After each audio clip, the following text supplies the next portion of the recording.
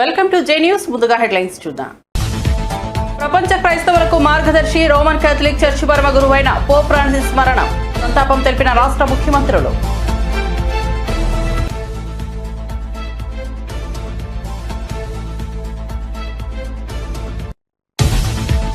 Congress BRS కావాలని ఎన్నికలకు దూరంగా ఉన్నాయని కిషన్ రెడ్డి ఆగ్రహం. ఈ రెండు పార్టీలు మజ్లిస్ పార్టీకి అండగా నిలబడుతున్నాయని ఆరోపణ. ఓటు వేయకుండా కార్పొరేటర్లను బీఆర్ఎస్ అగ్రనేతలు బెదిరిస్తున్నారని ఆగ్రహం.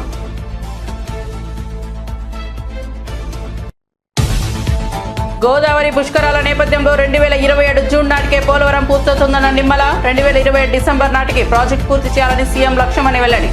పుష్కరాల నేపథ్యంలో జూన్లోనే పూర్తి చేస్తామని వ్యాఖ్య.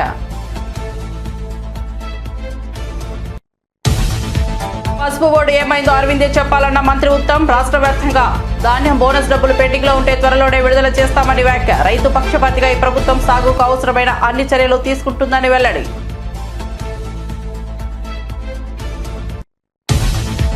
గుంటూరులో శంకర్ విలాస్ బ్రిడ్జి స్థానంలో కొత్తగా ఆర్ఓబీ నిర్మాణం చేపడతామన్న మంత్రి. వీలైనంత తక్కువ సమయంలో ఆర్ఓబీ పూర్తి చేస్తామన్న పెమ్మసాని. భూములు కోల్పోయి 21 మందికి చెక్కుల పంపిణీ.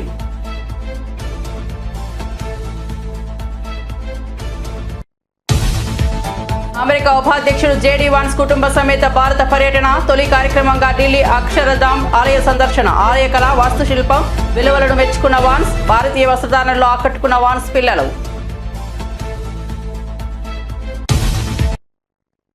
ఇక వార్త వివరాల్లోకి వెళ్తే, మానవాళిని ప్రేమ, దయతో నడిపించిన పోప్ ఫ్రాన్సిస్ మరణం చాలా బాధ కలిగించిందని ముఖ్యమంత్రి చంద్రబాబు అన్నారు. కరుణ, శాంతి సందేశం ద్వారా లక్షలాది మందికి స్ఫూర్తినిచ్చిన ఆధ్యాత్మిక నాయకుడని సీఎం కొనియాడారు. రాష్ట్ర ప్రజల తరపున ప్రపంచ క్యాథలిక్లకు చంద్రబాబు ప్రగాఢ సానుభూతి తెలిపారు. పోప్ ఫ్రాన్సిస్ మరణం పట్ల మంత్రి నారా లోకేష్ దిగ్భ్రాంతి వ్యక్తం చేశారు. ఆధ్యాత్మిక నాయకత్వంతో తరతరాలకు ఆయన స్ఫూర్తిగా నిలిచారన్నారు. పోప్ ఫ్రాన్సిస్ ఆత్మకు శాంతి చేకూరాలని ప్రార్థించారు. కొట్లాడి తెచ్చుకున్న ప్రత్యేక రాష్ట్రంలో కొద్ది మంది రాజకీయ నాయకులకే ఉద్యోగాలు వచ్చాయని డిప్యూటీ సీఎం బట్టి విక్రమార్క అన్నారు. సోమవారం ఖమ్మం జిల్లా మధిర మండల కేంద్రంలో నిర్వహించిన జాబ్ మేళాలో డిప్యూటీ సీఎం బట్టి విక్రమార్క పాల్గొని ప్రసంగించారు. రాష్ట్రంలోని నిరుద్యోగ యువతకు ఉద్యోగులు కల్పించడమే ప్రధాన ధ్యేయమని అన్నారు. ఆ మేరకు రాష్ట్రంలో 3 అంచెల విధానంలో ఉద్యోగాలు కల్పిస్తున్నామని వివరించారు. అవకాశాలన్నీ అందిపుచ్చుకోవాలని, భవిష్యత్తులో ఈ ప్రాంతం నుంచి ఈ రాష్ట్రానికే కాదు ఈ దేశానికి, ప్రపంచానికి కూడా నాయకత్వం వహించే అంత స్థాయిలో ఇక్కడ విద్యార్థులు ఎదగాలని, చదువుకోవాలని, అలా మీ మేధస్సు ఉపయోగపడాలని చెప్పి నేను మనస్ఫూర్తిగా కోరుకుంటున్నాను. దానికి కావాల్సినటువంటి వసతులు అన్నింటినీ ఈ రాష్ట్ర ప్రభుత్వం ఏర్పాటు చేయడానికి సిద్ధంగా ఉందని చెప్పి మీ అందరికీ నేను సవినయంగా మనవి చేస్తూ, ఇక్కడ ఉన్నటువంటి అన్ని రకాల ఉద్యోగ వ్యవస్థలందరూ కూడా నేను పిలిపిస్తా ఉన్నాను. ప్రతి ఉద్యోగి పనిచేసేది సమాజం కోసమే, మిమ్మల్ని పెట్టింది కూడా ఈ వ్యవస్థ కోసం. ప్రతి ఉద్యోగి కూడా లేచి దగ్గర నుంచి పడుకునేంత వరకు మనం ఈ సమాజం కోసం ఈ ఉద్యోగ వ్యవస్థలో చేరాము. మనం ఏం చేస్తున్నామో, ఈ సమాజానికి ఎంత జవాబుదారీతరంగా పనిచేస్తున్నాం అనేది మనమే ఆత్మసాక్షిని ఒకసారి ప్రశ్నించుకొని ఆ దిశలో మనందరం సమాజ సేవకు మరొకసారి పునరావృతం అవుదాం అని చెప్పి మీ అందరికీ నేను సవినయంగా మనవి చేస్తూ, మీ అందరూ I wish you all the best, have a wonderful life, God bless you, మంచి మంచి భవిష్యత్తు ఎదగాలని చెప్తూ, ఇప్పటికే కొద్దిమందిని ఇంటర్వ్యూ కూడా చేశారని చెప్తా ఉన్నారు. కొద్దిమంది ఇంటర్వ్యూ చేసినటువంటి వాళ్ళందరికీ అపాయింట్మెంట్ లెటర్స్ కూడా ఇస్తామని చెప్తా ఉన్నారు. శాంపుల్గా నేను కొద్దిమందికి అపాయింట్మెంట్ లెటర్స్ ఇచ్చి నేను పక్కకి వెళ్తాం. నాతో పాటు వచ్చినటువంటి నాయకులు కూడా మనందరం బయట ఉంటే వాళ్ళు పీస్ఫుల్గా రిక్రూట్మెంట్ కండక్ట్ చేసుకుంటారు కాబట్టి సహకరించవలసింది నాయకులకు. అపాయింట్మెంట్ లెటర్స్ పొందినటువంటి వాళ్ళు చెప్తే వాళ్ళు అనౌన్స్మెంట్ చేస్తే వాళ్ళకి చేస్తారు.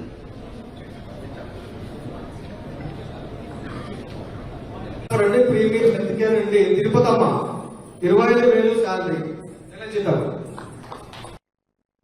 ఏపీ జలవనరుల శాఖ మంత్రి నిమ్మల రామానాయుడు గత ప్రభుత్వ పాలనపై తీవ్ర విమర్శలు చేశారు. ఈ నేపథ్యంలో పశ్చిమ గోదావరి జిల్లా పోడూరులో మన రైతు మన రామానాయుడు కార్యక్రమంలో మంత్రి నిమ్మల రామానాయుడు పాల్గొన్నారు. ఈ క్రమంలో కోటితో అభివృద్ధి పనులకు మంత్రి నిమ్మల రామానాయుడు శంకుస్థాపన చేశారు. ఈ సందర్భంగా మంత్రి మాట్లాడుతూ గత వైసీపీ ప్రభుత్వ హయాంలో పంట కాల్వలు, డ్రైన్ల పనులకు రూపాయి కూడా ఖర్చు పెట్టలేదని విమర్శించారు. ఇక గుండ్లకమ్మ, అన్నమయ్య ప్రాజెక్టు గేట్లు కొట్టుకుపోయినా వైసీపీ ప్రభుత్వం పట్టించుకోలేదని తీవ్ర స్థాయిలో మండిపడ్డారు. పరిస్థితి కూడా మీరు చూశారు. గతంలో ఎప్పుడు కూడా ముఖ్యమంత్రి వచ్చింది లేదు, వచ్చినా కూడా కనీసం ప్రెస్ వాళ్ళు ఇంకా కన్నెత్తి చూసినటువంటి పరిస్థితి కూడా లేదు. అంటే గత ముఖ్యమంత్రికి ఈ ముఖ్యమంత్రికి ఉన్నటువంటి తేడా ఏంటనేది తెలుస్తూ అందులో భాగంగా ఏదైతే మరి డయాఫ్రమ్ వాల్ మళ్ళీ గత ప్రభుత్వం చేసినటువంటి ధ్వంసం నుంచి మళ్ళీ నిర్మాణం వైపు అడుగులేస్తూ మళ్ళీ 990 కోట్ల రూపాయలతోటి కొత్త డయాఫ్రమ్ నిర్మాణం చేయాలని ఏదైతే సిడబ్ల్యూసి ఇచ్చినటువంటి దాని ప్రకారం ఆ డయాఫ్రమ్ వాల్ పనులు మొన్న జనవరి 18వ తేదీ నుంచి ప్రారంభించడం జరిగింది. ఆ డయాఫ్రమ్ వాల్ పనులు ఏదైతే శరవేగంగా ఇప్పటికే 2 కట్టర్లు 2 గాబర్లతోటి శరవేగంగా ఆ డయాఫ్రమ్ వాల్ పనులు పూర్తవుతూ ఉన్నాయి. నిన్ననే ఏప్రిల్ 20 నిన్ననే చంద్రబాబు నాయుడు గారు కూడా పుట్టినరోజు.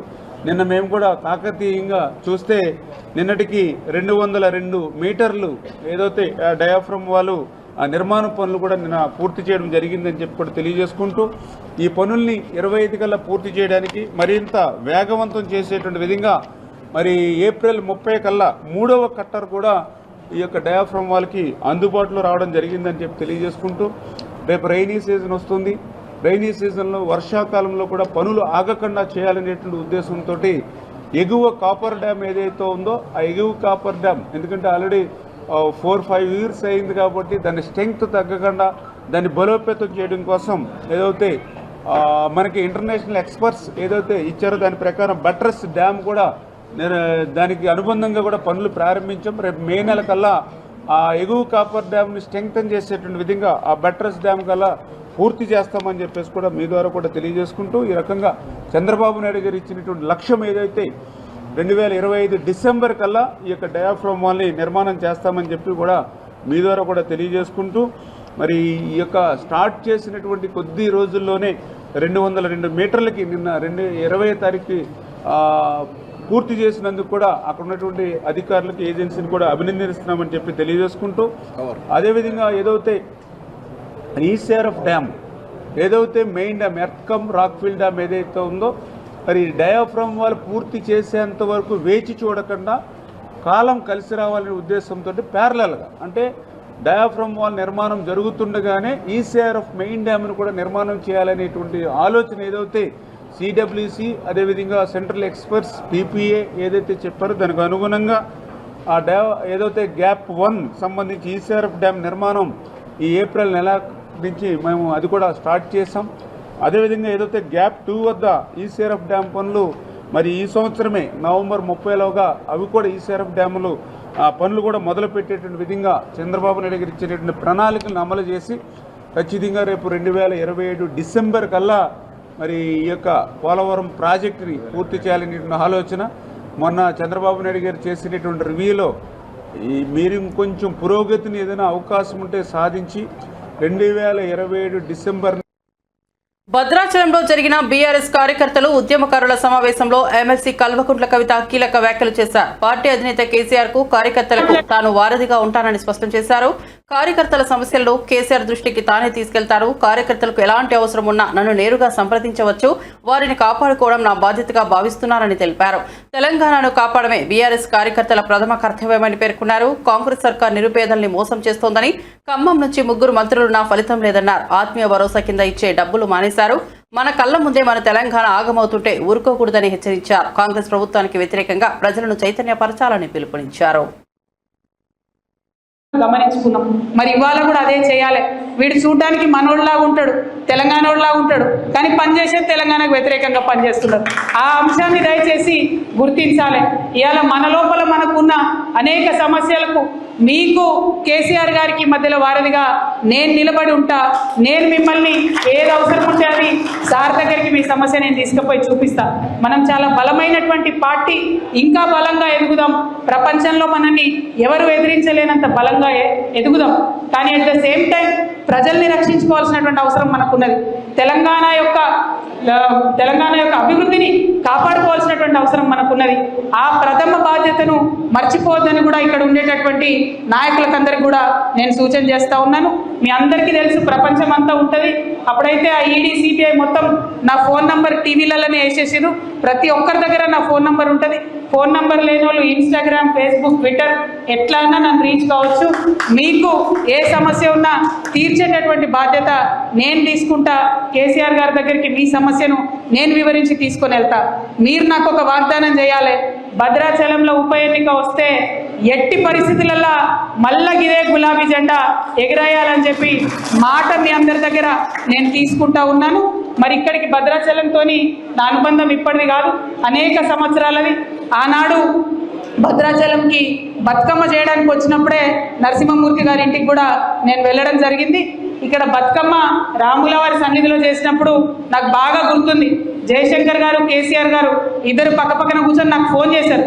నీకు భద్రాచలంలో ఇంతమంది లేడీస్ ఎట్లా వచ్చినారు అసలు అని అడిగినారు. అంటే నేను చెప్పాను, లేదు ఇక్కడ చాలా చైతన్యం ఉన్నది, చాలా అద్భుతంగా పనిచేసేటటువంటి వ్యక్తులు, నాయకులు ఉన్నారు, అందుకే ఇంత మంచిగా ఇక్కడ పండగ జరుపుకుంటా ఉన్నారని చెప్పినాము. ఆ చైతన్యం ఇప్పుడు ద్విగుణీకృతమైంది. మన రాష్ట్రం వచ్చింది, మన రాష్ట్ర పండగ, మన రాష్ట్ర పద్ధతులు, మన రాష్ట్రం, మన రాష్ట్ర అభివృద్ధి అనే ఒక సోయి అందరికి కూడా ఉంది. కాబట్టి దాన్ని కాపాడుకునేటటువంటి దిశగా మనందరం కూడా ప్రయత్నం చేద్దామని మీ అందరినీ కూడా కోరుకుంటున్నా. అనేక మంది అనేక రకాలుగా ఉద్యమంలో పాల్గొన్నాం. ఆ స్ఫూర్తిని మాత్రం విడిచిపెట్టొద్దని చెప్పి ఒక సోదరిగా ఏదేమైనా మీకు అండగా నేను నిలబడతానని చెప్పి మీ అందరికీ కూడా మళ్ళీ మనవి చేసుకుంటూ, మరి కార్యక్రమాన్ని ఇంత సమన్వయంతో నిర్వహించడానికి దోహదపడ్డట్టు మన దిండిగాల రాజేంద్ర అన్నకు మళ్ళీ ఒకసారి ప్రత్యేకంగా నమస్కారాలు. రాష్ట్రంలో ఉపాధ్యాయ పోస్టుల భర్తీ చేసిన ఏకైక ముఖ్యమంత్రి నారా చంద్రబాబు నాయుడుని టీడీపీ ఎమ్మెల్సీ పంచమర్తి అనురాధ స్పష్టం చేశారు. టీచర్ల నియామకాల్లో నిజమైన దూకుడు చూపించి వేలాది మందికి ఉద్యోగ అవకాశాలు కల్పించిన ఘనత చంద్రబాబుకే చెందుతుందని ఆమె తెలిపారు. YSR Congress party social media వేదికగా తప్పుడు ప్రచారం చేస్తోందని, వారి హయాంలో టీచర్ పోస్టుల భర్తీ పెద్దగా జరగలేదని విమర్శించారు. చంద్రబాబు హయాంలోనే అత్యధికంగా పోస్టుల భర్తీ చేయబడ్డాయని, వాస్తవాలను వక్రీకరించడం ద్వారా ప్రజలకు మోసం చేయాలనుకుంటున్నారని మండిపడ్డారు. టీచర్ ఉపాధ్యాయుల భర్తీ పోస్టుల గురించి మరి గౌరవనీయులు విద్యాశాఖ అమాత్యులు నారా లోకేష్ గారు మరి చంద్రబాబు నాయుడు గారి యొక్క 75వ పుట్టినరోజు సందర్భంగా మరి రాష్ట్ర వ్యాప్తంగా 16,347 టీచర్ పోస్టులకి నోటిఫికేషన్ ఇస్తే ఓర్చుకోలేకపోతా ఉన్నారు. దాని మీద రాద్ధాంతం చేయడమే కాకుండా జగన్మోహన్ రెడ్డి తప్పుడు ప్రచారాలు చేస్తూ ఉన్నారు. తప్పుడు ప్రచారాలు చేయడమే కాకుండా వాళ్ళు ఎప్పుడెప్పుడు డిఎస్సీలు ప్రకటించారో, ఎప్పుడెప్పుడు డిఎస్సీలు టీచర్ పోస్టులు భర్తీ చేశామో అని ఫేక్ ప్రచారాన్ని సోషల్ మీడియాలో వైరల్ చేయటం నిజంగా చాలా దారుణమైన విషయం. నిజామాబాద్ కు కేంద్రం ప్రకటించిన పసుపు బోర్డు ఎటుపోయిందో స్థానిక బీజేపీ ఎంపీ ధర్మపురి అరవింద్ చెప్పాలని వ్యవసాయ మంత్రి ఉత్తమ్ కుమార్ రెడ్డి డిమాండ్ చేశారు. మంత్రులు తుమ్మల నాగేశ్వరరావు, జూపల్లి కృష్ణారావులతో కలిసి నిజామాబాద్ లో నిర్వహించిన రైతు మహోత్సవంలో ఆయన పాల్గొన్నారు. ఈ సందర్భంగా మాట్లాడుతూ కేంద్రం నుండి బోర్డు ఏర్పాటు ఆదేశాలు వచ్చినా ఇప్పటికీ పూర్తి స్థాయిలో పనులు ప్రారంభం కాలేదని ఆరోపించారు. పసుపు రైతులకు మోసం చేసిన వారిపై రైతులు ప్రశ్నించాలి. ఎంపీ అరవింద్ తానే ఉద్యమం చేశానన్నారు. ఇప్పుడు ఏమైంది బోర్డు అంటూ మండిపడ్డారు. రైతులకు మద్దతు ధరలు, మద్దతు వ్యవస్థ బలోపేతానికి కృషి చేస్తామని మంత్రి ఉత్తమ్ స్పష్టం చేశారు. ఉమ్మడి నిజామాబాద్ జిల్లాకి ఎంతో ఉపయోగపడే ప్రాణహిత చేవెళ్ల ప్రాజెక్టు 1-2 నెలల్లో పనులు మొదలుపెట్టి మా టైంలో, మా టర్మ్లో మేము పూర్తి చేస్తామని చెప్పి సభాముఖంగా నేను మాటిస్తున్నాను. అదేవిధంగా మిత్రులారా, షబ్బీర్ అలీ గారు కోరినట్టుగా 22 కోట్లు ఒక ప్యాకేజీకి పెండింగ్ ఉన్నాయని అది వెంటనే విడుదల చేస్తామని చెప్పి కూడా నేను మనవి చేస్తున్నా. రాకేష్ రెడ్డి గారు చెప్పిండ్రు ఎక్కడో కొన్ని చోట్ల గన్నీ బ్యాగ్స్ లేవని. రాష్ట్రంలో సరిపోని స్టాక్ ఉంది. ఎక్కడన్నా అధికారుల నిర్లక్ష్యం వల్ల బస్తాలు గన్నీ బ్యాగ్స్ చేరకుంటే వెంటనే అధికారులను సస్పెండ్ చేస్తామని చెప్పి కూడా సభాముఖంగా మనం చేస్తున్నా. ఈ రాష్ట్రంలో ఏ ప్రొక్యూర్మెంట్ సెంటర్లో గన్నీ బ్యాగ్స్ కొరత అవ్వడానికి వీలు లేదు. జిల్లా కలెక్టర్లకు విజ్ఞప్తి చేస్తున్నా, మీ ఉమ్మడి నిజామాబాద్ జిల్లాలో మీరు ఒకసారి రివ్యూ చేసుకొని ఎక్కడ గన్నీ బ్యాగ్స్ కానీ ప్రొక్యూర్మెంట్ సెంటర్స్ కి ఏ ఇన్ఫ్రాస్ట్రక్చర్ షార్టేజ్ ఉందా 24 గంటల్లో మీకు ఆ షార్టేజ్ పూర్తి చేస్తానని చెప్పి సభాముఖంగా మాటిస్తున్నాము. అదేవిధంగా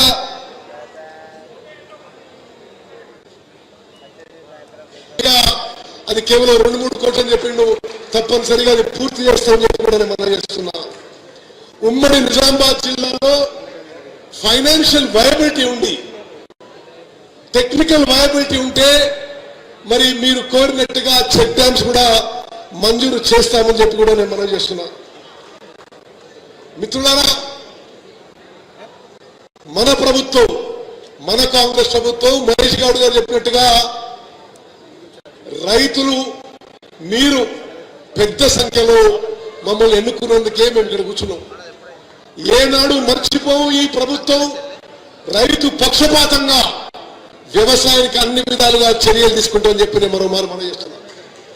ఇరిగేషన్ విషయంలో తక్కువ ఖర్చుతో ఎక్కువ ఆయకట్టు సాగులో వచ్చే విధంగా, ఎక్కువ నీరుచ్చే విధంగా మేము నిరంతరం చర్యలు తీసుకుంటామని చెప్పి నేను మనం చేస్తున్నాం. హైదరాబాద్ స్థానిక సంస్థల ఎన్నికల్లో మధోన్మాద మజ్లిస్ కు కాంగ్రెస్ పార్టీలు సపోర్ట్ చేస్తున్నాయని రాష్ట్ర బీజేపీ అధ్యక్షుడు కేంద్ర మంత్రి కిషన్ రెడ్డి సంచలన ఆరోపణలు చేశారు. ఆయన నాంపల్లి పార్టీ కార్యాలయంలో బీజేపీ కార్పొరేటర్లతో సమావేశం. ఈ భేటీకి ఎమ్మెల్సీ అభ్యర్థి గౌతమ్ రావుతో పాటు మాజీ ఎమ్మెల్యే చింతల రామ్ హాజరయ్యారు. ఇందులో భాగంగా ఎమ్మెల్సీ ఎన్నికపై మరోసారి మాక్ పోలింగ్ నిర్వహించారు. ఒక్క ఓటు కూడా మిస్ అవ్వకుండా చూడాలని కార్పొరేటర్ కిషన్ రెడ్డి దిశానిర్దేశం చేశారు. ఇదే పాతపట్నంలో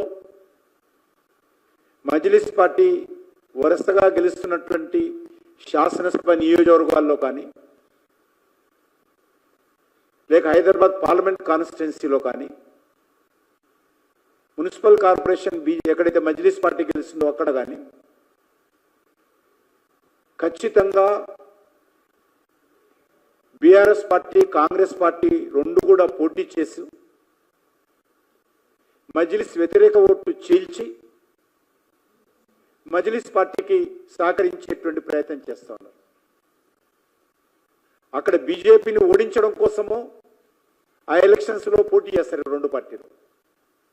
ఇక్కడ బీజేపీని ఓడించడం కోసం ఈ ఎలక్షన్స్లో పోటీ చేయకుండా ఉంటున్నారు. ఎమ్మెల్సీ ఎలక్షన్స్లో ఇక్కడనేమో పోటీ చేయరు, అక్కడ పోటీ చేస్తారు. అక్కడ ఓట్లు విభజించేటువంటి ప్రయత్నం చేస్తారు, మజ్లిస్ వ్యతిరేక ఓట్లు. ఇక్కడ మజ్లిస్ పార్టీని గెలిపించడం కోసం పోటీ చేయకుండా ఉంటున్నారు. ఇంత పచ్చిగా మజ్లిస్ పార్టీతో చేయి కలిపి పనిచేస్తున్నటువంటి రెండు పార్టీల్లో కూడా మరి సెక్యులర్ పార్టీలు ఏ రకంగా అయితే చెప్పాల్సినటువంటి అవసరం ఉంది. రాహుల్ గాంధీని ఒక్కటే ప్రశ్నిస్తున్నాను, పచ్చి మతోన్మాద పార్టీ అయినటువంటి మజ్లిస్ పార్టీ, రజాకర్ల వారసత్వంగా వస్తున్నటువంటి మజ్లిస్ పార్టీతో మీరు హైదరాబాద్లో స్నేహం చేస్తూ, కలిసి కాపురాలు చేస్తూ, వాళ్ళ మద్దతుతో మీరు, మీ మద్దతుతో వారు ఎన్నికల్లో గెలుస్తూ ఈరోజు మేము సెక్యులర్ అని రాహుల్ గాంధీ ఏ ముఖం పెట్టుకొని దేశంలో ప్రచారం చేస్తుండో చెప్పాల్సిన అవసరం ఉంది. మజ్లిస్ పార్టీ రజాకారుల పార్టీ అవునా కాదా రాహుల్ గాంధీ చెప్పాలి. అమెరికా ఉపాధ్యక్షుడు జేడీ వాన్స్, ఆయన భార్య ఉషా వాన్స్ ముగ్గురు పిల్లలతో కలిసి భారత్కి వచ్చారు. ఈ సందర్భంగా వాన్స్ దంపతులకు భారత ప్రభుత్వ అధికారులు ఎరుపు కాలి కార్పెట్ వేసి ఘన స్వాగతం పలికారు. ద్వైపాక్షిక సంబంధాల పరంగా ఈ పర్యటనకు ప్రత్యేక ప్రాధాన్యత ఉండగా వాన్స్ దంపతులు భారత సాంప్రదాయ సంస్కృతి, ఆతిథ్యంపై ఆనందం వ్యక్తం చేసినట్లు సమాచారం. త్వరలో వీరు భారత ప్రధాని నరేంద్ర మోదీతో సమావేశం కానున్నారు.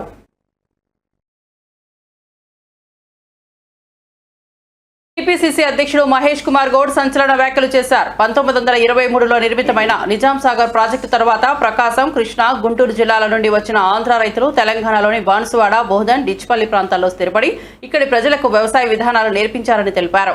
తెలంగాణలోని వ్యవసాయ పురోగతికి ఆంధ్ర రైతులు వేసిన పునాది ఎంతో గొప్పదని గుర్తు చేశారు. తెలంగాణ రైతులకు వ్యవసాయం ఎలా చేయాలో పాఠాలు చెప్పేది ఆంధ్రులే అనే వ్యాఖ్యతో ఆయన వ్యాఖ్యలు రాజకీయ వర్గాల్లో చర్చకు దారితీశాయి. మిత్రులారా, పెద్దలు జూపల్లి గారు చెప్పినట్టుగా 10 ఏళ్లలో ఈ రాష్ట్రాన్ని అప్పుల పాలు చేసి 6.5 లక్షల కొత్త అప్పు తెచ్చి మొత్తం 7.5 లక్షల కోట్ల అప్పు మన నెత్తిన పెట్టిపోతే కూడా, ఆర్థిక నిర్బంధం విపరీతంగా ఉన్నా కూడా కాంగ్రెస్ ప్రభుత్వం, ముఖ్యమంత్రి రేవంత్ రెడ్డి గారు 6 గ్యారంటీలతో పాటు మీరు కోరుకొని సన్నబియ్య స్కీమ్ కూడా పెట్టినటువంటి ఘనత ఇవాళ రాష్ట్రంలో కాంగ్రెస్ ప్రభుత్వానికి. పేద ప్రజలు కూడా ధనికుల వల్లే సన్న బియ్యం తినాలి, ఫైన్ క్వాలిటీ రైస్ తినాలని ఉత్తమ్ కుమార్ రెడ్డి గారు ప్రణాళిక రచించి ఇవాళ సన్న బియ్యాన్ని ఇస్తున్నటువంటి సందర్భం. సంవత్సరాల క్రితం ఉచిత మహిళా బస్సు నుంచి మొదలుకొని ఇలా రైతు బంధు కావచ్చు, రైతు బోనస్ కావచ్చు, ఇవాళ వస్తున్న సన్న బియ్యం కావచ్చు, రేపు ఇయ్యబోయే సిల్ట్ వచ్చి, ఇసుక వచ్చి, మట్టి పెట్టి దాదాపు 17 టీఎంసీలు అరించకపోతే 11 టీఎంసీలకే వచ్చినప్పుడు 1970లో ఆధునికను చూసి 2 మీటర్లు ఎత్తు పెంచడం వల్ల మళ్ళొక 12 టీఎంసీ నీరు తెచ్చుకోగలిగినాం. పెద్దలు ఇక్కడ ఉన్నారు, మంత్రి గారు, మీకు విజ్ఞప్తి చేస్తా ఉన్నాను, ఎంత వ్యయమైనా ఎంత ఖర్చు అయినా మీరు ఇవాళ వాగ్దానం చేయాల్సిందే. నిజాం సాగర్ ప్రాజెక్టుని డీసిల్టేషన్ చేయడం, డీసెడిమెంటేషన్ చేయండి, తద్వారా ఇంకొక 1,00,000 ఎకరాలు నీరు అందించిన అవకాశం వస్తుంది. మీరు ఇక్కడ పెద్దలందరూ కూడా ముఖ్యమంత్రిని ఒప్పిద్దాం, నిధులు ఎక్కడికెళ్ళానో తీసుకురండి, నిజాం సాగర్ని మాత్రం డీసిల్టేషన్ చేయండి, తద్వారా ఇంకొక 1,00,000 అదనంగా ఎకరాలకు నీరిచ్చే అవకాశం ఉంది. కాబట్టి మంత్రి గారు దీని మీద స్పందించాల్సిందిగా నేను ఒక ఎమ్మెల్సీగా, పీసీసీ అధ్యక్షుడిగా మిమ్మల్ని కోరుతా ఉన్నాను. అదేవిధంగా శ్రీరామ్ సాగర్ ప్రాజెక్ట్ 1963లో నెహ్రూ గారు ప్రారంభించిన ప్రాజెక్ట్. అది ఈ దేశంలోనే గొప్ప ప్రాజెక్ట్. ఆనాడు 7 లక్షల పైచులకు ఎకరాలకు డిజైన్ చేస్తే ఇవాళ పివి నరసింహారావు ఇచ్చిన నిధుల వల్ల అధికరణ చెంది ఇలా 9.5 లక్షలకు పైగా మనం నీరు అందిస్తా ఉన్నాం. దాంట్లో కూడా సిల్ట్ వచ్చింది, దాంట్లో కూడా మట్టి వచ్చింది, ఇసుకొచ్చింది. అది కూడా డీసెల్టేషన్ చేయండి, ఇంకొక 2-2.5 లక్షల ఎకరాలకు అదనంగా నీరిచ్చే అవకాశం ఉంటుంది. కాబట్టి వ్యయం ఎంతైనా దాన్ని మీరు ఇవాళ పోతూ మాకు మాట ఇచ్చిపోవాల్సిందిగా నేను ఉత్తమ్ కుమార్ రెడ్డి గారు విజ్ఞప్తి చేస్తా ఉన్నాను. ఇది ప్రజల కోసం. ఉత్తమని చెప్తా ఉన్నాను, 1923లో నిజాం సాగర్ ప్రాజెక్ట్ వచ్చినప్పుడు ఇక్కడికి ప్రకాశం జిల్లా, కృష్ణా జిల్లా, గుంటూరు జిల్లా నుంచి వచ్చి వ్యవసాయాలు స్థిరపడి వ్యవసాయం చేయడమే కాకుండా మాకు కూడా వ్యవసాయం నేర్పించిన సందర్భం. ఇలా బాన్సువాడ కానీ, బోధన్ కానీ, డిచ్పల్లిలో కానీ ఆంధ్ర రైతులు వచ్చి స్థిరపడినారంటే ఆనాడు నిజాం సాగర్ యొక్క గొప్పతనం. గుంటూరు నగరంలోని శంకర్ విలాస్ ప్రాంతంలో నిర్మాణంలో ఉన్న వంతెనపై ప్రజల్లో అపోహలు సృష్టించవద్దని కేంద్ర మంత్రి పెంబసాని చంద్రశేఖర్ స్పష్టం చేశారు. వంతెన కోసం భవనాలు, స్థలాలు కోల్పోయిన బాధితులకు ఆయన పరిహారం చెక్కులు అందజేశారు. ఈ సందర్భంగా మాట్లాడుతూ ఈ వంతెన 70 ఏళ్ల క్రితం నిర్మితమైంది. ఇప్పుడు రీడెవలప్మెంట్ కింద చేపడుతున్న పనులను విస్మరించి వైసీపీ నేతలు అపోహలు సృష్టిస్తున్నారని తెలిపారు. వారి సూచనల ప్రకారం ఆర్యూబీ నిర్మిస్తే ప్రస్తుత వంతెన డ్యామేజ్ అయ్యే ప్రమాదం ఉందని తెలిపారు. భవిష్యత్తులో ఆర్ఓబీ చేయాలంటే ఆర్ఓబీ మూసివేయాల్సిందేనని చెప్పారు. 6 నెలల కాలంలో మొత్తం ప్రక్రియని కంప్లీట్ చేశాం మేము. ఈరోజు టెండర్ ప్రక్రియ కూడా పూర్తయి బ్రిడ్జ్ కన్స్ట్రక్షన్ కావాలనుకుంటే రేపు పొద్దున స్టార్ట్ అయ్యేటువంటి పరిస్థితిని తీసుకొచ్చాం మేము ఫస్ట్ టైం. ఇందులో కొంతమంది కొన్ని అపోహలు సృష్టిస్తా ఉన్నారు. నేను ఒకటే చెప్తా ఉన్నా, ప్రజలను కన్ఫ్యూజ్ చేయటం కోసం అర్థం పర్థం లేని ఆరోపణలు తీసుకొచ్చి అపోహలు కల్పియొద్దు. అండర్ పాస్లు మొత్తం 3 జీజీహెచ్ హాస్పిటల్ కి 44 అడుగుల వెడల్పుతోటి అండర్ పాస్ తీసుకున్నాం. అరండల్పేట 4వ లైన్కి 60 అడుగులు వెడల్పు అండర్ పాస్ తీసుకున్నాం. అరండల్పేట 5వ లైన్కి 44 అడుగులు అండర్ పాస్లు తీసుకున్నాం. బ్రిడ్జి లెంత్ తక్కువ అంటున్నారు. బ్రిడ్జ్ లెంత్ ఒకప్పుడు 430 మీటర్లు, ఈ రోజు 930 మీటర్లు, అంటే డబల్ చేశాం దీన్ని. వీళ్ళు ఏమంటారు, ఎక్కడి నుంచో 1 కిలోమీటర్ 2 కిలోమీటర్లు కట్టమంటారు. అంటే అది ఫ్లైఓవర్ అవుతుంది కానీ అది ఆర్ఓబి అవ్వదు. ఇప్పటికే ఈ కొంచెం కట్టిన దానికే చుట్టుపక్కల ఉన్నటువంటి షాపులు వాళ్ళు జీవనోపాధి కోల్పోతా ఉన్నారు. దీన్ని 1 కిలోమీటర్ 2 కిలోమీటర్లు ప్రొలాంగ్ చేస్తే మిగిలిన వ్యాపారాలన్నీ దెబ్బతింటాయి. అంటే వాళ్ళు దెబ్బతినే పరిస్థితి వస్తే మళ్ళీ వాళ్ళు వచ్చి కోర్టుల్లో కేసేస్తే ఈ బ్రిడ్జి ముందుకెళ్లకుండా చేయాలనేటువంటి ఒక ఆలోచన. బ్రిడ్జి పర్పస్ ఏంటంటే రైల్వే గేట్ని దాటుకుంటూ చుట్టుపక్కల ప్రాపర్టీస్కి మినిమం డిస్టర్బెన్స్ ఉంటూ చేసేటువంటి ఉద్దేశమే ఈ బ్రిడ్జి ఉద్దేశం. సర్వీస్ రోడ్లు ఇప్పుడున్న దానికంటే టోటల్ మాస్టర్ ప్లాన్లో 120 ఫీట్ ఉంది. అటు 25 అడుగులు ఇటు 25 అడుగులు సర్వీస్ రోడ్స్ వస్తూ ఉన్నాయి. మేము అందరం కూటమి ప్రభుత్వంలో ఉన్న నాయకులందరూ కూడా మా సొంత ప్రాజెక్టు లాగా కూర్చొని 1కి 10 సార్లు రివ్యూ చేసి ప్రతి సమస్యని క్షుణ్ణంగా పరిశీలించి చేసినటువంటి ప్రాజెక్ట్ ఇది. పొరపాటున కూడా ఇక్కడ ఉన్న వాళ్ళం ఎవ్వరం కూడా తప్పు చేసేటువంటి వ్యక్తులం కాదు. ఏది చేసినా కూడా ఇంత సొంత ఒక 0% కూడా సొంత లాభం చూసుకోకుండా ప్రజల గురించి ఆలోచించి చేసే వ్యక్తులం మేము. హైదరాబాద్ నగరం ప్రశాంతంగా ఉండాలంటే బీజేపీ ఎమ్మెల్సీ అభ్యర్థిని గెలిపించాలని మల్కాజ్గిరి ఎంపీ ఈటెల రాజేందర్ అన్నారు.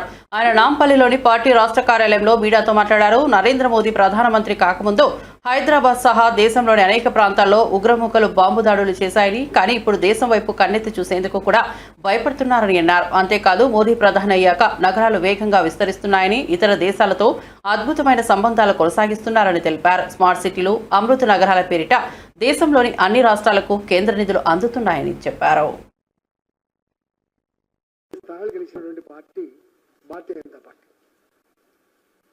ఇక్కడ ఆనాడు కాంగ్రెస్ పార్టీ 1-2 గెలిచింది తప్ప ఇక్కడ గెలవలే ఆ పార్టీ.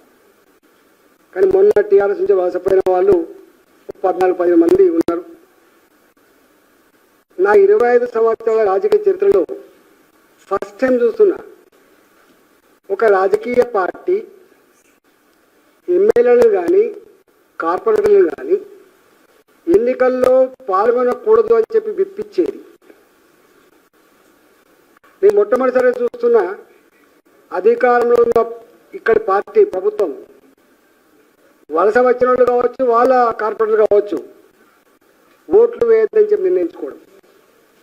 అంటే అర్థం ఏంటంటే భారతీయ జనతా పార్టీని ఎదగనీయద్దు, గెలవనీయద్దు అనేటువంటి మూల సూత్రం బీఆర్ఎస్ పార్టీకి ఉన్నది, కాంగ్రెస్ పార్టీకి ఉన్నది, ఎంఐఎం పార్టీ కూడా ఉన్నది. మీకు తెలుసు, హైదరాబాద్ ప్రజానీకానికి స్పష్టంగా తెలుసు, ఎంఐఎం పార్టీ కాంగ్రెస్ పార్టీ అధికారం ఉంటే వాళ్ళతో అంటగాగుతుంది, బీఆర్ఎస్ పార్టీ అధికారం ఉంటే వాళ్ళతో అంటగాగుతుంది.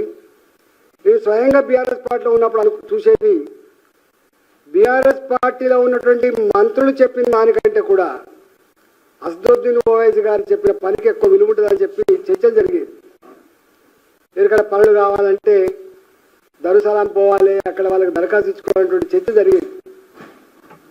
ఇట్లా ఏం సీక్రెట్ లేదు. ఒకటైతేనేమో తేలిపోయింది, కాంగ్రెస్ పార్టీ తన నైజమేందో దేశవ్యాప్తంగా బట్టబలైపోయింది. టీఆర్ఎస్ పార్టీ కూడా అధికారంలో ఉన్న 10 సంవత్సరాలు తేలిపోయింది. దాని కొనసాగింపే ఇవాళ బీఆర్ఎస్ పార్టీ మీరు ఓట్లు వేయొద్దు అని చెప్పి విప్పించేటువంటి నీచమైనటువంటి అప్రజాస్వామికమైన పద్ధతికి ఒడిగట్టింది బీఆర్ఎస్ పార్టీ.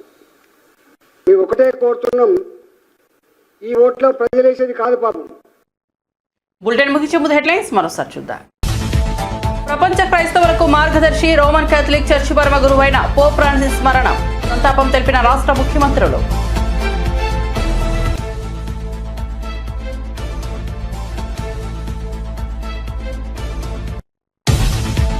కాంగ్రెస్ బీఆర్ఎస్ కావాలని ఎన్నికలకు దూరంగా ఉన్నాయని కిషన్ రెడ్డి ఆగ్రహం. ఈ 2 పార్టీలు మజ్లిస్ పార్టీకి అండగా నిలబడుతున్నాయని ఆరోపణ. ఓటు వేయకుండా కార్పొరేటర్లను బీఆర్ఎస్ అగ్రనేతలు బెదిరిస్తున్నారని ఆగ్రహం.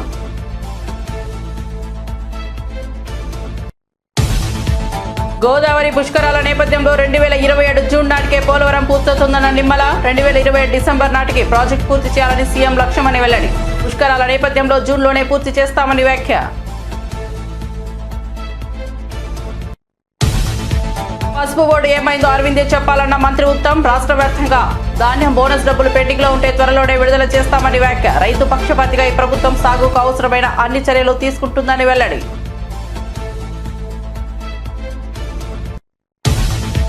గుంటూరులో శంకర్ విలాస్ బ్రిడ్జ్ స్థానంలో కొత్తగా ఆర్ఓబీ నిర్మాణం చేపడతామన్న మంత్రి. వీలైనంత తక్కువ సమయంలో ఆర్ఓబీ పూర్తి చేస్తామన్న పెమ్మసాని. భూములు కోల్పోయి 21 మందికి చెక్కుల పంపిణీ.